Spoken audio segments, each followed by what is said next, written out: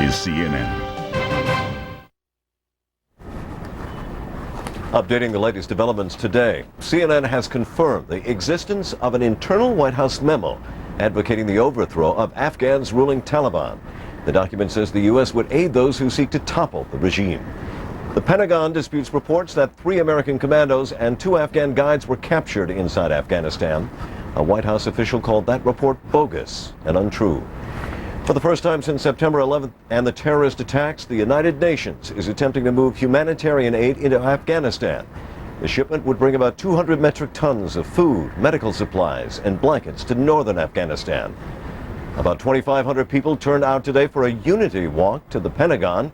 The event raised $50,000 for police, fire, and rescue workers in Washington, New York, and Pennsylvania. Demolition began today on World Trade Center 4, one of the many buildings badly damaged when the Twin Towers collapsed. This is not the first time Afghanistan has claimed the world's attention. 20 years ago, the Soviet Union tried to impose a communist-backed government on Kabul. The U.S. put its considerable weight behind Afghan forces fighting those communists. American money, intelligence, and weapons went to the Mujahideen, a factionalized group of Islamic fundamentalists. Within their ranks, a young Saudi zealot named Osama bin Laden. Today, the U.S. stands ready for military action in Afghanistan and the irony of facing former allies armed with nearly 20-year-old American weapons. Now, CNN presents Soldiers of God from CNN's acclaimed series Cold War. We warn you, this program contains images that may be disturbing to some viewers.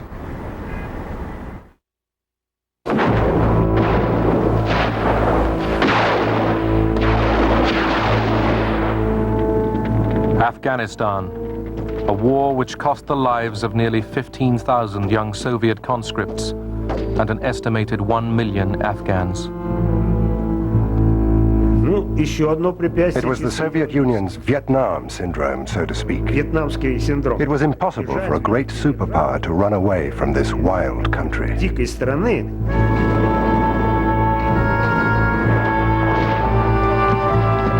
The United States supplied billions of dollars of weapons to unlikely allies, Islamic fundamentalists.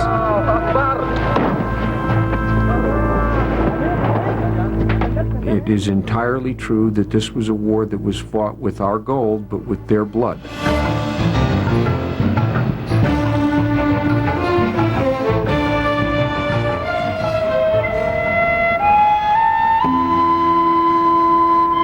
The Panjshir Valley in the Hindu Kush Mountains of Afghanistan, a rural, traditionally Islamic country of 15 million people.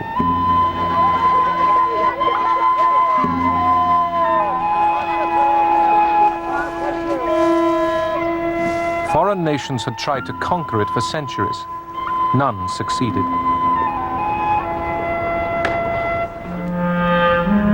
But civil war and years of Cold War conflict would bring the people of Afghanistan a terrible toll of death and destruction. In the 1970s, Afghanistan became a focus for superpower rivalry. Close to the Persian Gulf's oil and the Indian Ocean ports, it bordered Iran in the west and Pakistan in the south and east. In the north, it shared a border with the Muslims of the Soviet Union's Central Asian republics. To Moscow, a friendly Afghanistan was vital.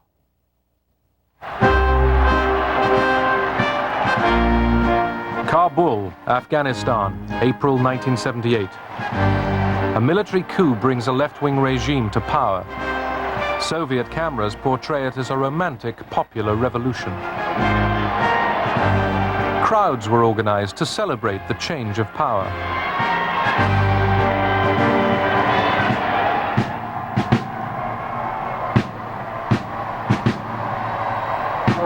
Nur Mohammad Taraki, Afghanistan's new leader, looked to the Soviet Union for support. Moscow sent hundreds of Soviet advisors to advance socialism.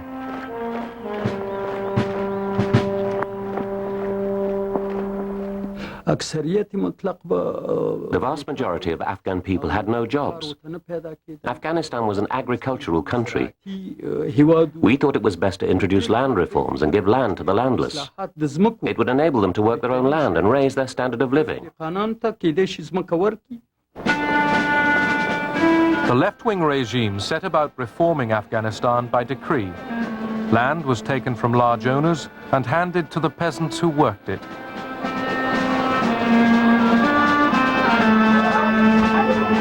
Women were encouraged to stop wearing veils and were put into literacy classes alongside men.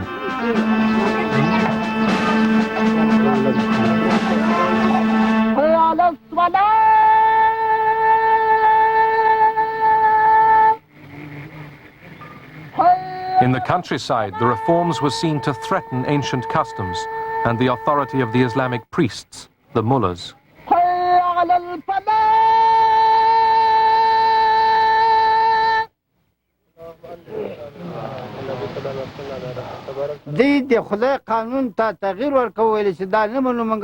The communists were trying to change the law of God. They wanted to destroy Islamic traditions, to rid Afghanistan of poverty and make everyone equal. This is against the law of Islam. God has decided who is rich and who is poor. It can't be changed by communists. It's beyond imagination.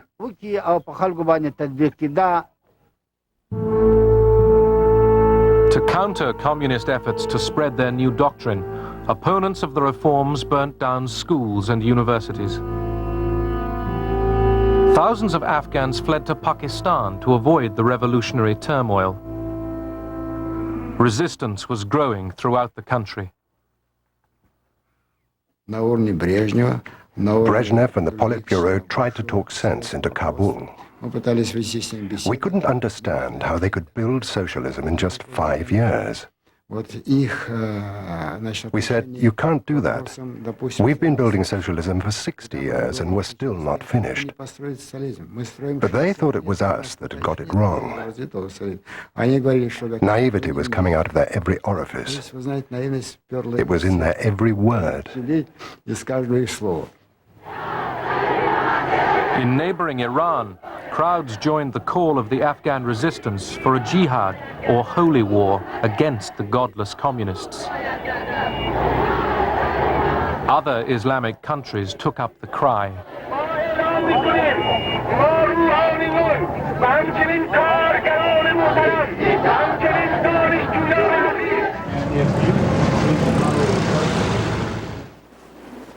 In Washington, National Security Advisor Zbigniew Brzezinski was convinced the left-wing regime in Afghanistan was a major threat.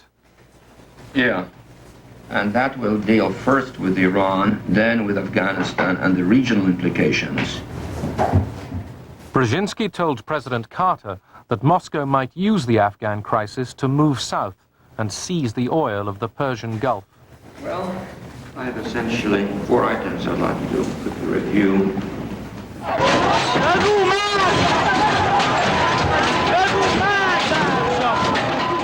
Brzezinski's fears for the stability of the region gained weight when mass demonstrations in Tehran led to the overthrow of the Shah of Iran.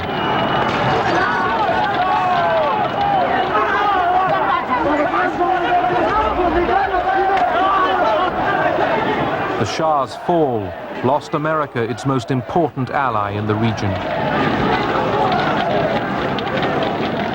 We are faced with the possibility that one way or another, before too long, we may have either a hostile Iran on the northern shore of the Persian Gulf facing us, or we might even have the Soviets there.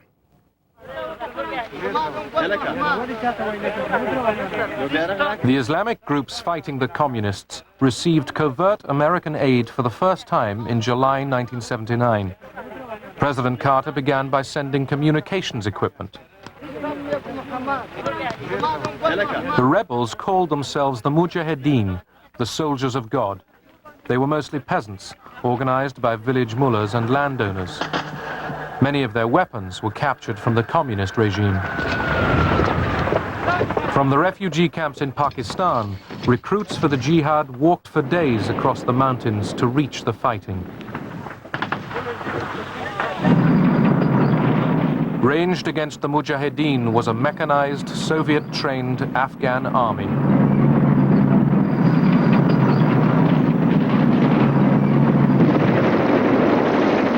Soviet film depicted a highly motivated fighting force. In fact, each month, thousands of soldiers deserted. Kabul pleaded with Moscow to send Soviet troops.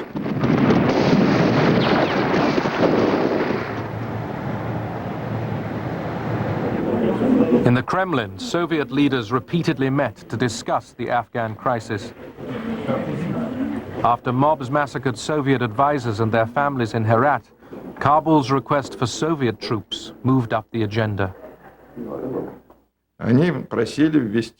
The Afghans wanted us to introduce a limited contingent of Soviet troops to guard military bases.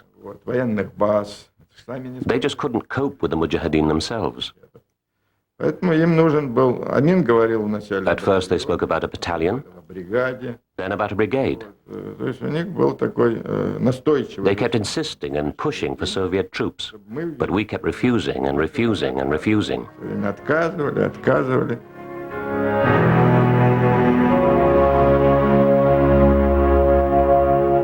That weekend is good. See you then.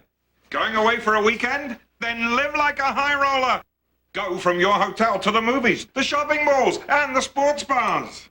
I thought you liked to eat caviar and watch polo. Not in this economy.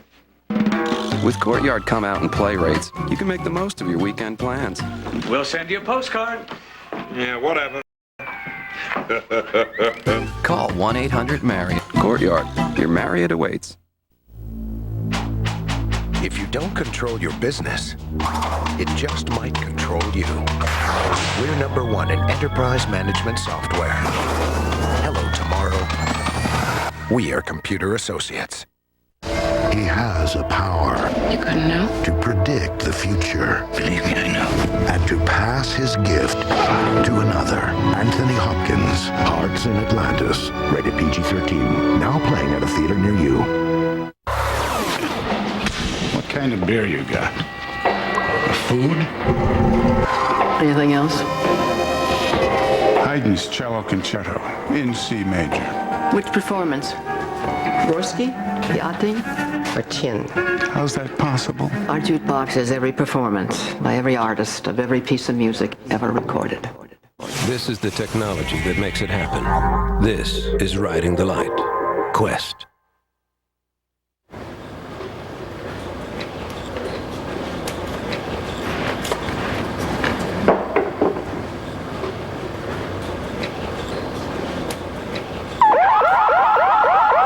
There's a better way to watch your energy use and stay warm. The Train XV90 gas furnace. It's over 90% efficient, which means more savings for you. Buy a Train XL comfort system now and get up to $500 in mail-in rebates. Offer ends November 30th, so call today. I hope this finds you. I think of you every day. I miss being asked for my advice and loving you enough to always tell you the truth. I'm still here, you know. When you need me, when you're ready. Love always. God. Our hearts, our minds, and our doors are always open. The people of the United Methodist Church.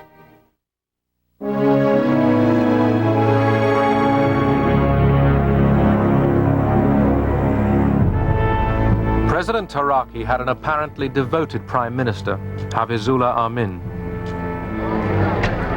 Amin was the regime's strongman. In spite of the unrest, he was determined to drive on with the reforms.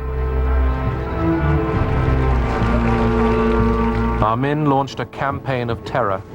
He had opponents arrested and shot. I said to Amin that his policies were too harsh, that they were turning the Muslim population against him, like the land reforms which did not take into account Afghan traditions. But he used to reply, "Did Stalin make the revolution in white gloves?"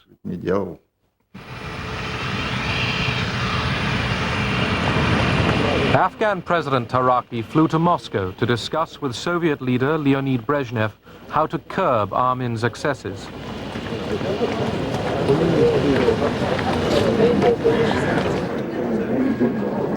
They decided to oust him, hoping the Kabul government could get popular support by slowing the reforms and ending the terror. Moscow's secret plans leaked out. When President Taraki returned to Kabul, Armin had him seized and executed.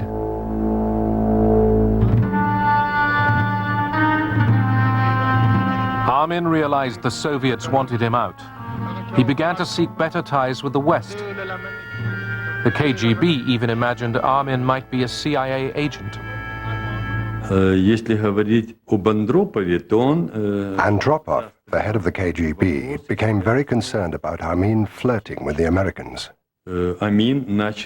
Andropov felt that if we didn't introduce Soviet troops, Armin would claim that Moscow hadn't fulfilled its obligations. He would then turn to the Americans for help, and they would put their own troops in.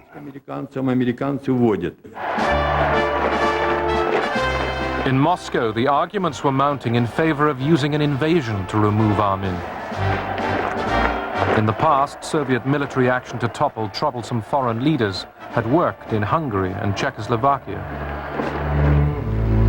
In Europe, the nuclear arms race was gathering speed. NATO wanted to counter the Soviet Union's mobile missiles. On December the 12th, 1979, the West announced it would deploy hundreds of cruise missiles in response. Moscow now felt it had little to lose internationally by intervening in Afghanistan with troops. That evening, the Politburo held an emergency meeting.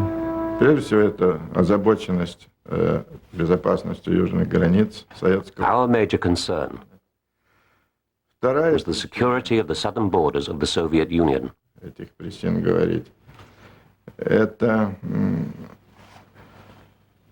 We also feared the spread of Islamic fundamentalism into Afghanistan from Iran. Афганистан из Ирана.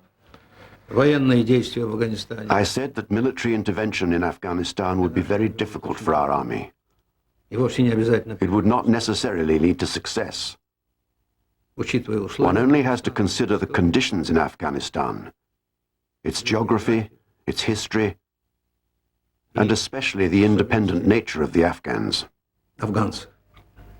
We also felt that if we didn't go into Afghanistan, then some other countries would. The intervention of these states could destabilize the situation on the Soviet-Afghan border and in the region as a whole. The Politburo took its fateful decision. By December 25th, 1979, tens of thousands of men in tanks and trucks started to trundle across the border. Moscow hoped they could complete their mission within weeks. The old royal palace on the edge of Kabul was Prime Minister Armin's favorite residence. KGB special forces stormed the building. Armin tried to hide, but they shot him dead. Moscow replaced Armin with a more manageable leader, Babrak Karmal. Since the Cold War started, the Soviet Union had never invaded a country beyond the borders of the Warsaw Pact. Now, Soviet forces were stepping across the line.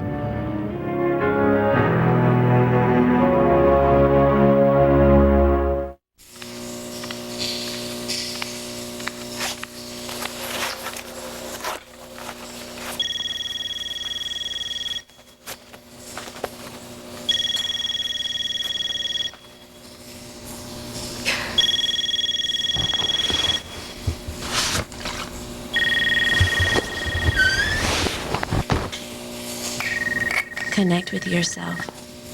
Achieve new balance. When you travel on business, don't downsize. Amerisize at AmeriSuites. Need more room to spread out? Get more workspace and features like high-speed internet access, plus more space to unwind in a comfortable suite for the price of an ordinary hotel room. And when it comes to breakfast, don't downsize, Amerisize. Get Amerisuite's free Bountiful Breakfast Buffet every morning. Next time, check into Amerisuites. Don't downsize, Amerisize.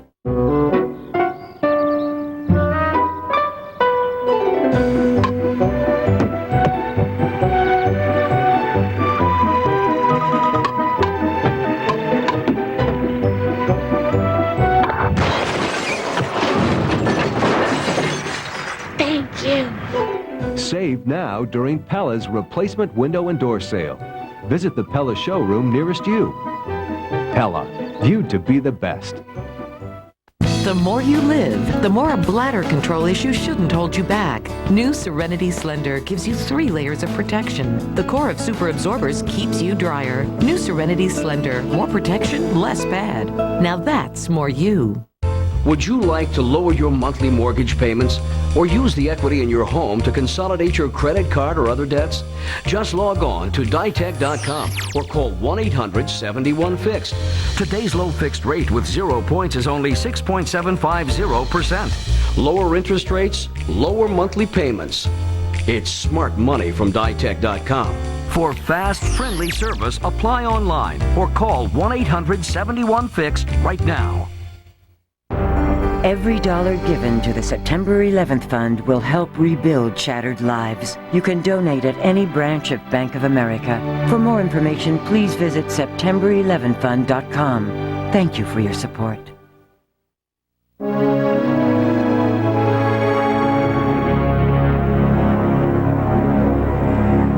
The implications of the Soviet invasion of Afghanistan could pose the most serious threat to the peace since the Second World War. The vast majority of nations on earth have condemned this latest Soviet attempt to extend its colonial domination of others. I had to put restraints on the Soviet Union. One of them was to issue a public statement that if the Soviets did invade either Pakistan or Iran or Iran out of Afghanistan, that I would consider this a personal threat to the security of the United States of America, and I would take whatever action I desired or considered appropriate to respond, and I let it be known that this would not exclude a nuclear reaction. The military intervention of the Soviet Union cannot be justified. There can be no question of any country other than the Soviet Union having interfered in Afghanistan's internal affairs. At the United Nations, the Soviet invasion was widely condemned. President Carter blocked grain deliveries to the Soviet Union, launched a boycott of the Olympic Games in Moscow, and stepped up U.S. spending on arms. Détente was over.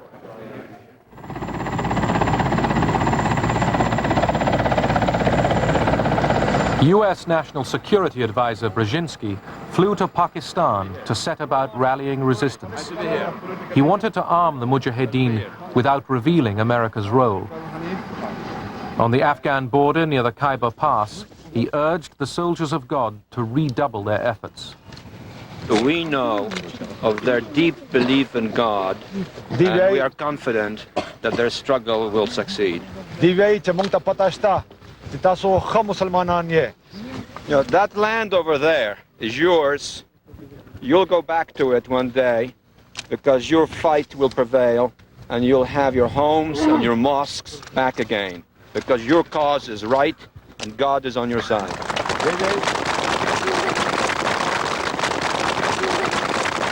The purpose of coordinating with the Pakistanis would be to make the Soviets bleed for as much and as long as is possible.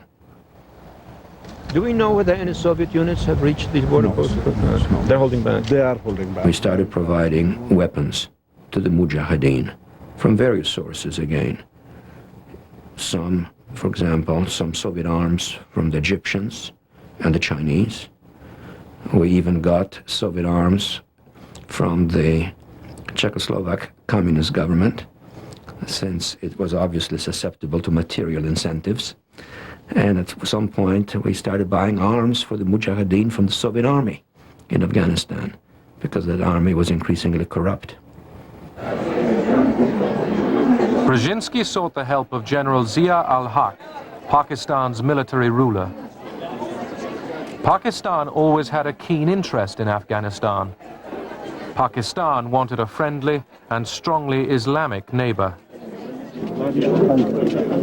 The US Congress had earlier cut US military aid to Pakistan. General Zia had a bad human rights record. He was developing a nuclear bomb. He had failed to curb drugs trading. Now, the Americans set aside their displeasure. I think we had a double standard with respect to the Pakistanis, and we knew that there were big problems with drugs and that there were big problems with nukes, and we were prepared in various ways, in any way that we had to turn Nelson's eye to those problems, as long as the Afghan resistance was being supported via the government of Pakistan, and that's what we did. In Afghanistan, the Red Army guarded cities, roads, and airports, leaving the Afghan army free for combat. By 1980, almost 100,000 Soviet troops would be deployed around the country. It was a civil war, but many of the Soviet conscripts were told they were coming to Afghanistan to confront Americans. After we took our first Afghan prisoners, we started to realize that the Americans were not there. We said, Americans? What Americans? They're not here. But the KGB officers said, oh, they're in the rear. They're advising the Mujahideen just like we advised in Cuba. Maybe they're teaching them how to fight. But the more operations we carried out, the more we realized that the Americans were not there.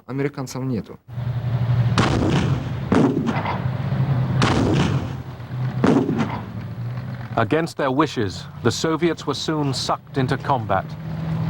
They started with textbook sweep offensives, devised to defeat NATO in Europe and Chinese troops on the plains of Manchuria. In mountainous terrain against guerrilla fighters, their approach was a disaster. Well, I would say 99% of all the battles that we fought in Afghanistan were won by the Soviet side.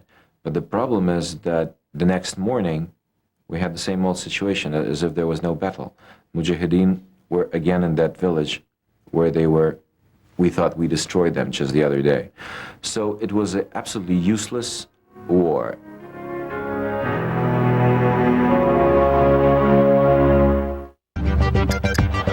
In a world that changes by the minute, turn to CNN Headline News. Keep an eye on the future with updates on America's new war. The United States is beginning to show its military muscle. While you focus on today with the latest in business, technology, weather, and sports. And the NFL's request to play the Super Bowl. In a changing world, we're here when you need us. CNN Headline News. News 24/7. From the tragedy of the terrorist attacks to the reaction across our country and overseas. Their barbarism will stand as their shame. Depend on CNN for the facts, the issues, and the human side of this drama. For the most comprehensive coverage of America's new war, depend on CNN. Perhaps as many as a couple. Bringing you the latest reports as events unfold in America's new war. Stay with CNN. I believe in watching more sports. I believe the world should unfold in front of my couch. I believe every day should be Saturday morning. A great deal on the cable TV you want? You better believe it. It's AT&T Digital Cable from AT&T Broadband. I believe I should always find a program that matches my mood. I believe in finding what I want to watch faster. I believe that family night shouldn't cost an arm and a leg. Call now and let this great deal on AT&T Digital Cable make a believer out of you. Oh, I believe I will. AT&T Broadband. Believe in it. What can you do at VX.com in 30 seconds or less?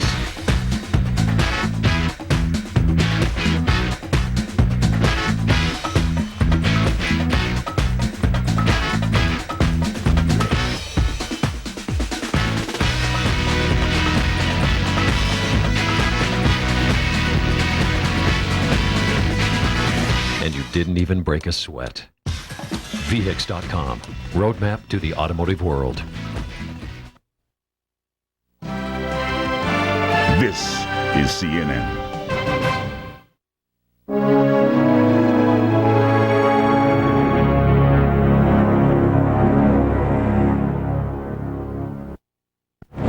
I, Ronald Reagan, do solemnly swear that I will faithfully execute the office of President of the United States. that I will faithfully execute the office of President of the United States. A fervent anti-communist, Ronald Reagan won the 1980 election with an image of forceful leadership and a promise to rebuild U.S. military might. To many Americans, Carter's foreign policy had seemed weak. Reagan stepped up aid to the Afghan rebels.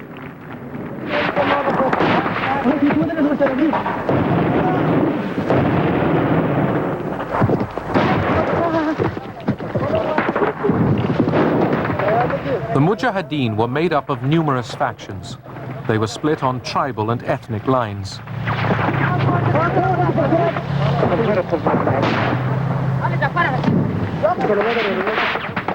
When the Mujahideen weren't fighting the Soviets, they sometimes fought each other.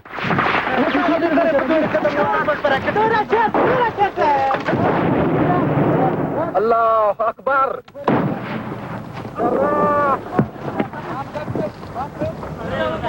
The Mujahideen often captured military equipment in working order, but were so disorganized that within hours it would be made useless by looting. I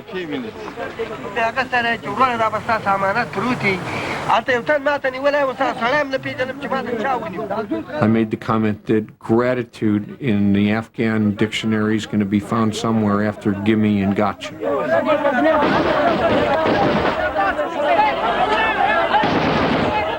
On the other hand, there was a constant undercurrent of understanding that while we were providing the means to wage this war, they were waging it. And that it is entirely true that this was a war that was fought with our gold, but with their blood. The Reagan administration increased its covert military supplies to the Mujahideen. Money and arms were channeled through camps in Pakistan.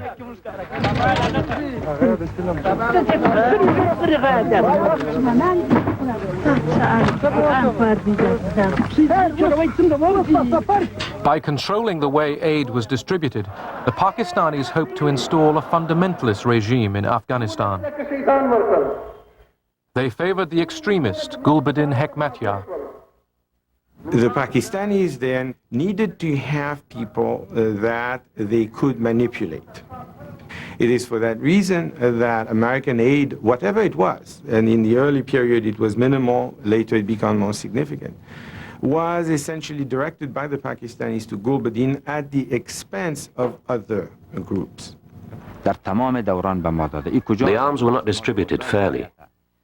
Despite our military successes, Pakistan only gave us 8 missiles. For 2 years, they cut all aid to my group. The Pakistanis had their own agenda. They gave the lion's share of weapons to the hardliner, Gulbuddin Hekmatyar.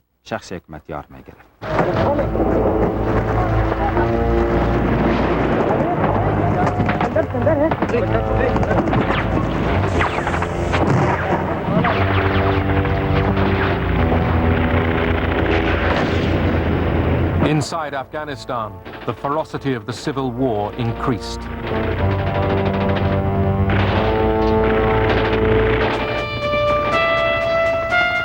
After heavy casualties, the Red Army changed tactics.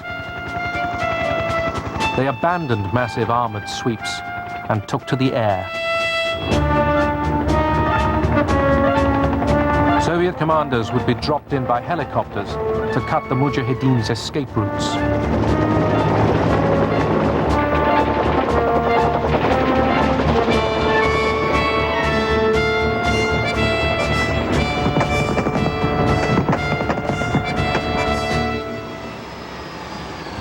While more weapons poured into Afghanistan, the United Nations sought a diplomatic solution.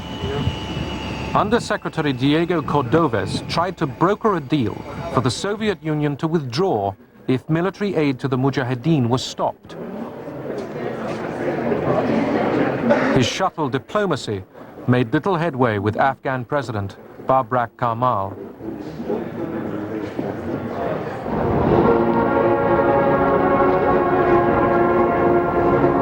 Moscow, November 1982. After 18 years in power, Brezhnev is dead.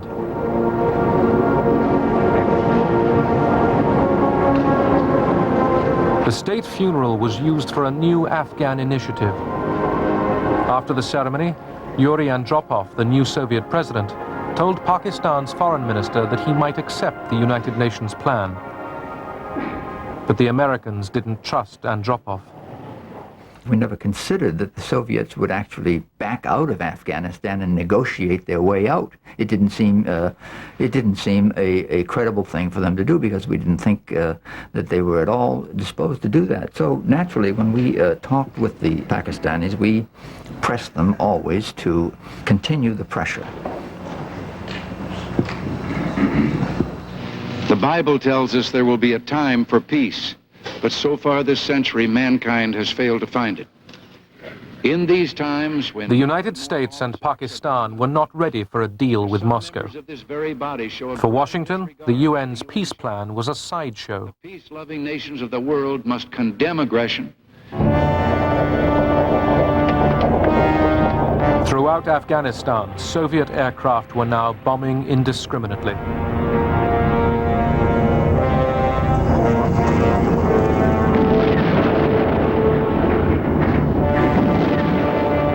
They pummeled village after village into oblivion.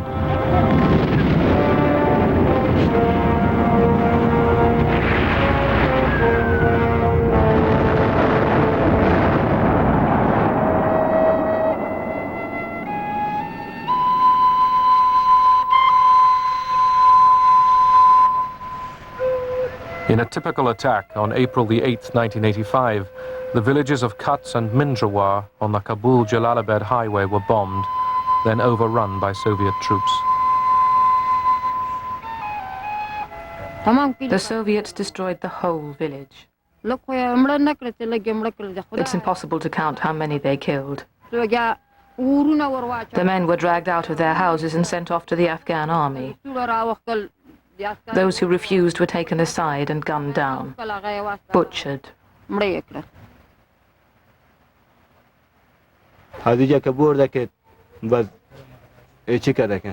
Russians took 14 of us and made us stand in a line near this wall. 2 Russian soldiers stood in front of us with machine guns. We began reciting the Holy Kalima from the Holy Quran because we knew we were about to die. They machine gunned every one of us. I fell. There was a pile of bodies all on top of me. The bullets missed me. The soldiers searched us and took our money. They moved me, but I just pretended to be dead.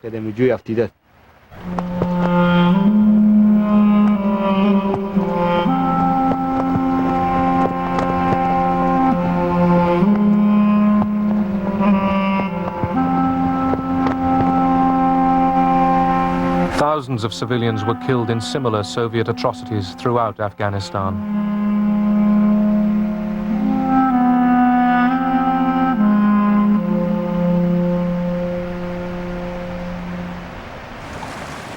The Mujahideen committed their own war crimes, often executing Soviet and Afghan prisoners in cold blood.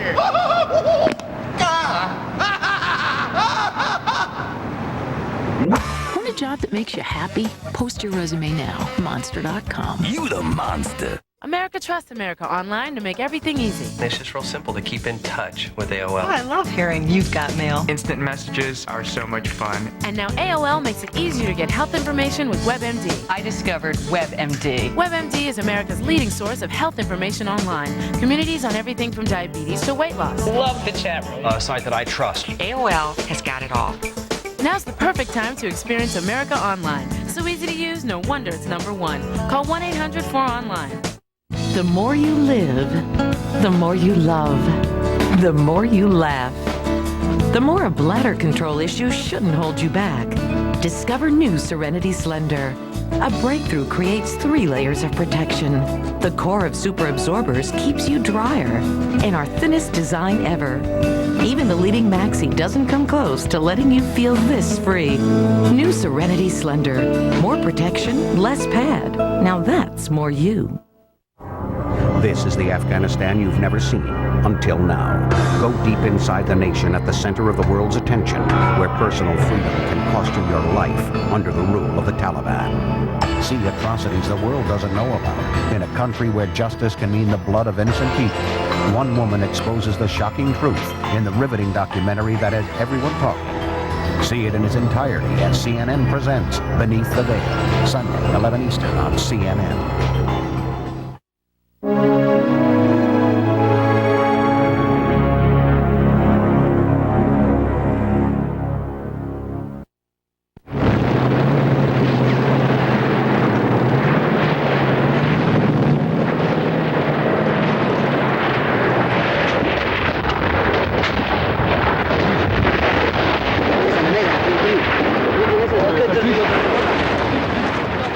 With increasing ruthlessness and daring, the Mujahideen attacked Soviet convoys, the lifeline bringing oil and weapons to the Red Army.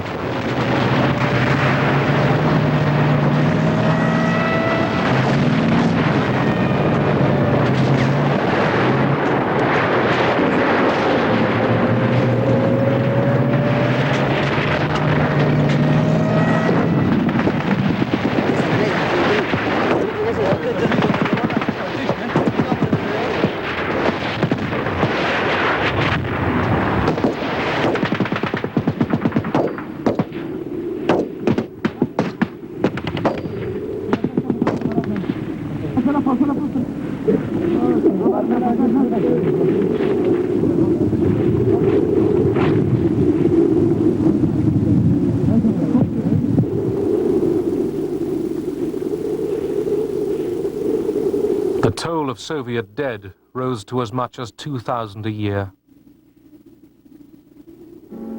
Вспоминаю, что было, тяжелый прошедший порой.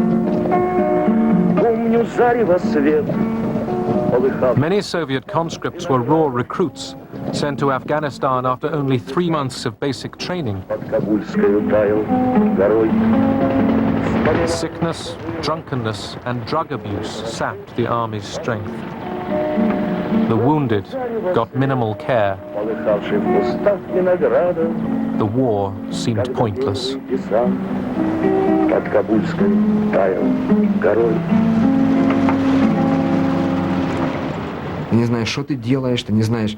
You don't know what you're doing. You don't know what's going to happen tomorrow. Perhaps you're going to die. And for the sake of what? For the sake of a system that lies to you? For the sake of a system that turned my father and all our parents into alcoholics? It's so bad, like you suddenly realize that you've been brought up in a system which only creates evil.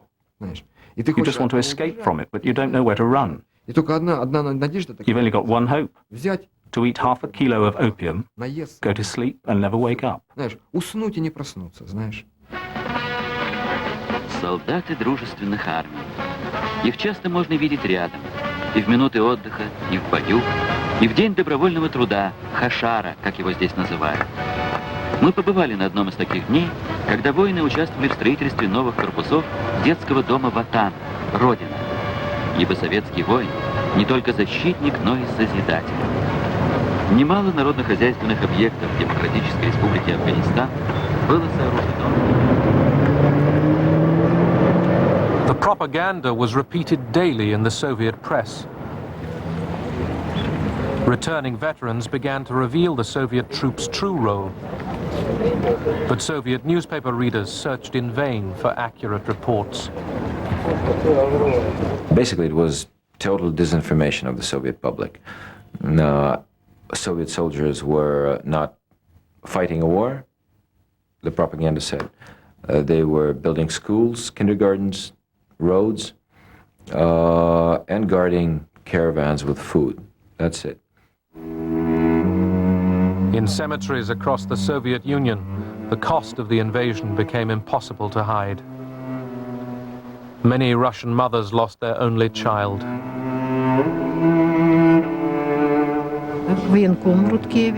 A military officer came to me. He said, "Try to be brave. Your son has died."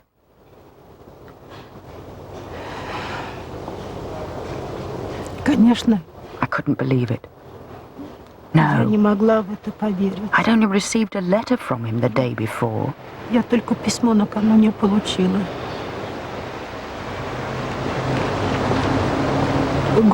didn't try to open the coffin myself. My brother wanted to, but we were not allowed.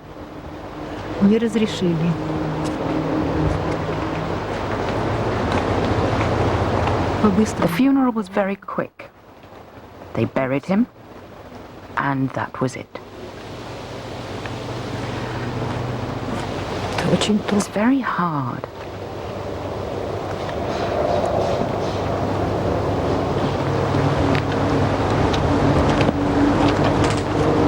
I wasn't allowed to write on his gravestone that he died in Afghanistan.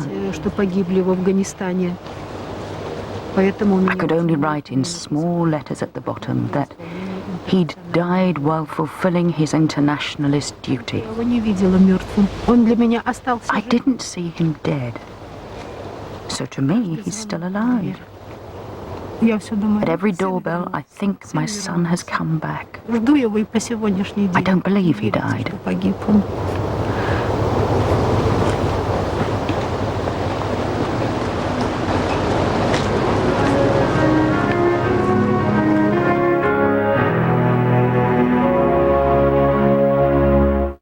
Trust America Online to make everything easy. It's just real simple to keep in touch with AOL. Oh, I love hearing you've got mail. Instant messages are so much fun. And now AOL makes it easier to get health information with WebMD. I discovered WebMD. WebMD is America's leading source of health information online. Communities on everything from diabetes to weight loss. Love the chat room. A site that I trust. AOL has got it all.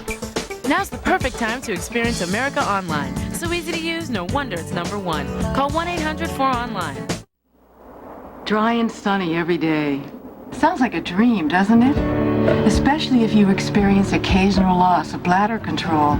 That's why Poise is the only pad that's custom fit to keep you drier. The center is gently raised to bring protection closer to you. And it's wider at one end, so you place the protection where you need it most. For a close custom fit that keeps you drier than any other pad. So every day feels dry and comfortable. Live from Radio City Music Hall, John Lennon's message lives on in a concert dedicated to New York City and its people. Come together, a night for John Lennon's words and music. Be a part of it live Tuesday night at 8 on TNT and the WB.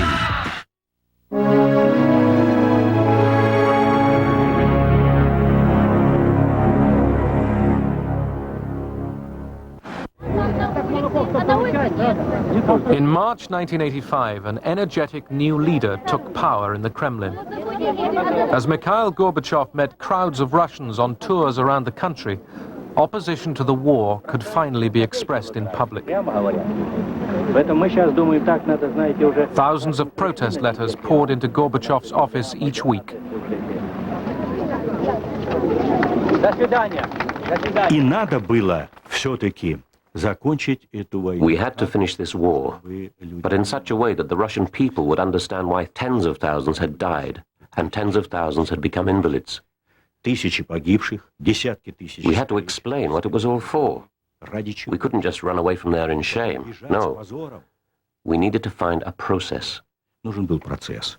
There was an obstacle, an ideological one. It was our Vietnam syndrome. It was impossible for a great superpower to run away from this wild country, like the Americans in Vietnam. It would damage our prestige.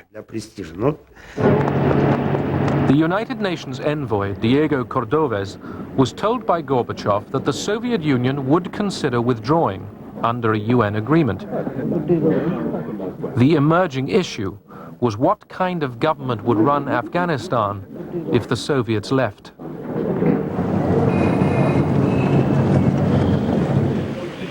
Hoping the US and Pakistan would accept a coalition friendly to Moscow, Gorbachev chose a new Afghan leader, Mohammad Najibullah. Gorbachev instructed Najibullah to offer talks with the Mujahideen about forming an Afghan government of national reconciliation.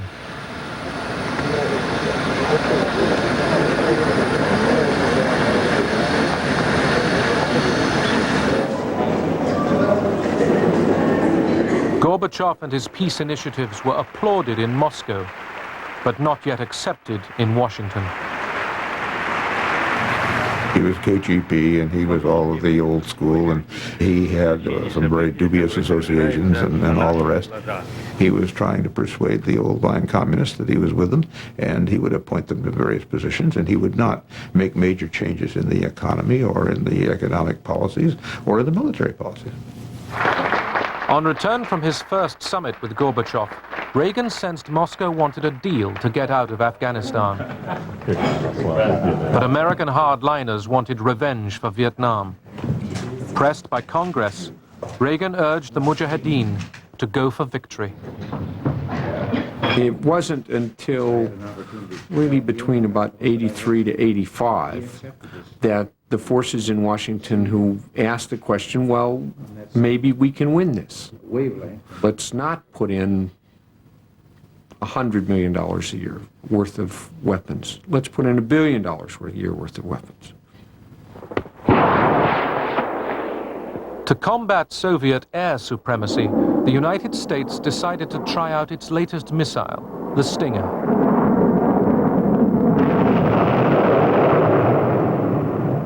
Field trials like this looked impressive as the shoulder-fired missile locked onto its target. By sending state-of-the-art American-made Stingers to the Mujahideen, Washington was making plain that America was directly involved in the Afghan war.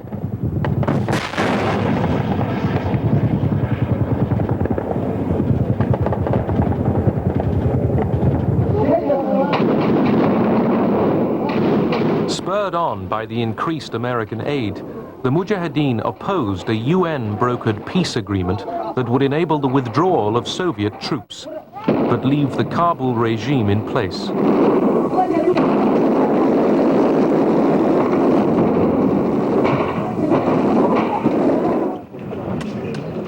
Signed in Geneva, the 1988 peace agreement barred further military aid to either side in Afghanistan.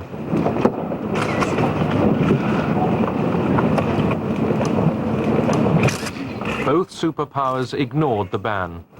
The supply of weapons went on. The Geneva Accords did not bring peace. Our basic feeling was that what the Russians were talking about was a way to get the resistance and the opposition of the West off their back, so to speak, and that they then would be free to pursue other methods of dominating Afghanistan, and that's what we did not want to have happen. The Americans didn't want a trace of Marxism left. They wanted to install an anti-Soviet puppet regime they could control. The bleeders, or the hawks, finally won. Our reason was very simple. If you carry on giving aid, we'll carry on giving aid. In 1988, under the terms of the Geneva Agreement, Soviet troops started pulling out. But instead of peace, Afghanistan was to endure more years of...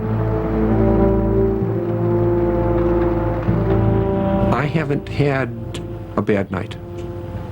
It's not because I'm without feeling for, or without understanding of how much agony goes along with war. It's just that this was such a contribution to the end of what was otherwise an evil that inflicted other kinds of pain on so many other people that, on balance, it was worth it.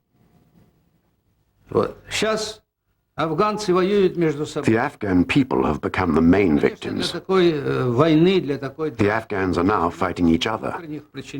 Of course, they have plenty of internal reasons for that.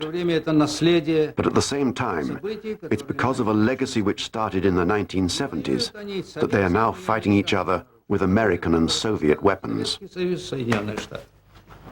فما يكذبك بعد بالدين أليس الله بأحكم الحاكمين الله أكبر.